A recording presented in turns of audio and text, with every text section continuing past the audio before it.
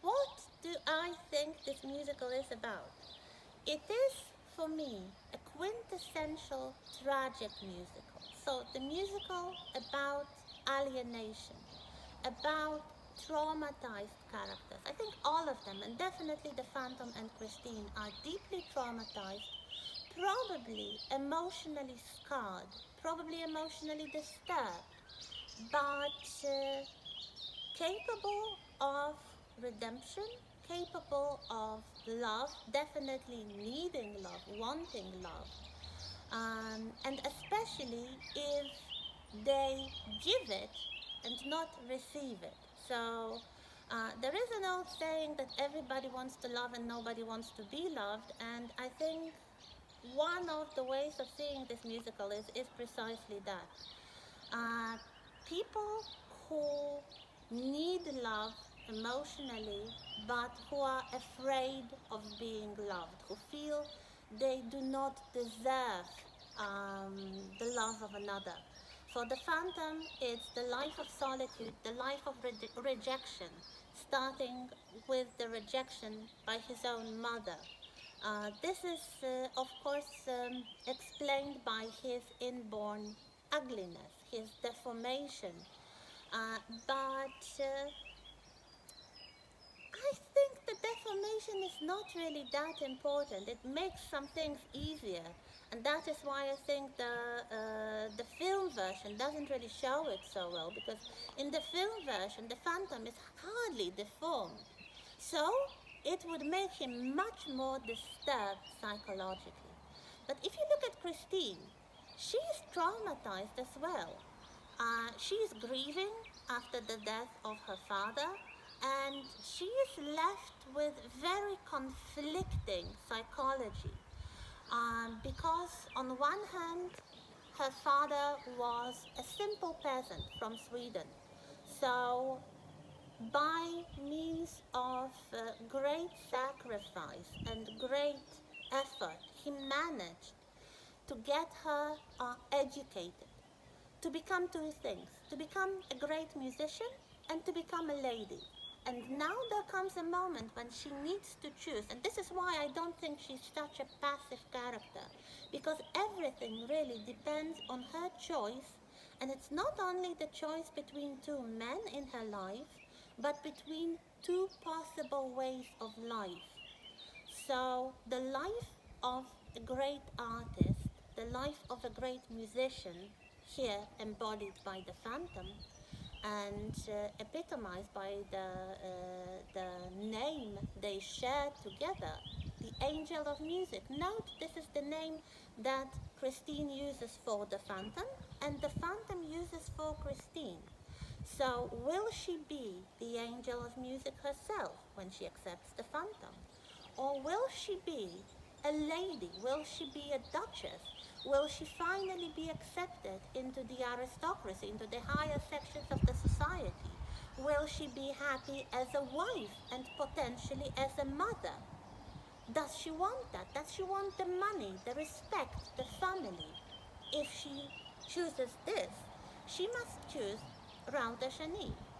So I think this is really the story about a woman who is a very 19th century woman, docile and meek and quite naive, because this happens to her relatively early in her life.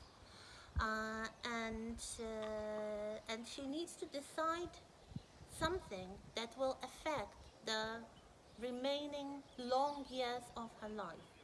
So, who will she choose? And is she able to choose? And I think this is quite an interesting question, because if you look at the final confrontation between the Phantom and Raoul, and when Christine is finally pushed to the brink, she is forced to make a choice. There is really a very difficult choice, and the way that the Phantom puts this choice before her, it's not a choice at all. If you remember, he gives her the ultimatum. Do you stay with me or do I kill your lover? It's a very operatic um, choice, very similar to Puccini's Tosca. We have a nasty police chief who who blackmails a beautiful diva by imprisoning her artist lover. And he says exactly that. Do you give yourself to me or do I kill your lover? And I will not tell you what Tosca chooses. There's a very dramatic thing that happens. But if you look at the way this question is asked, it's really like how much you do not want me. So, um, a lot. Like, you can kill everybody, including my lover. I hate you, I would never be with you. Or, okay, just so I could force myself to be with you. So there is no really, not a possibility of Christine choosing the Phantom. And would she choose him? Would it be possible? Is redemption through love possible at all? And I think that perhaps it is. And perhaps this is the way to cure all traumas. But it needs to be a very specific love and a very special moment. The moment that goes back to Greek mythology, to the story of Hades and Persephone, if you remember. She was kidnapped and then she stayed as the queen because this is the moment when two characters, two heroes, archetypal heroes, approach each other and say at the same time to one another, you are everything and I am nothing. If it happens at the same time, this is the most powerful thing in the world.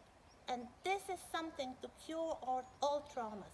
And would it be possible in this musical? Would it be possible for these two characters? I don't know, I leave it to you, but I think perhaps it would. And if you liked the rather old now, from the 1990s, the version of the Dracula story made in the film adaptation by Francis Ford Coppola. This is a similar story here. We have grand emotions, we have great passions, and we have deeply traumatized characters who want to be redeemed by love. And what is the ultimate test of love then? As always, as the old song by Sting goes, if you love somebody, set them free. So, it's not only to be together, but to be together of your own free will. And this is what the Phantom does in the end. Of course, she goes with Raoul. Will she return? And what will happen if she returns? This is the question. Luckily, in the original musical, this is the question that is left open. This was, I would say, completely butchered in the unfortunate sequel called Love Never Dies. So the brave souls among you who ventured to see that were faced with, for me, a completely improbable story of what happens when Christine returns and it backfires.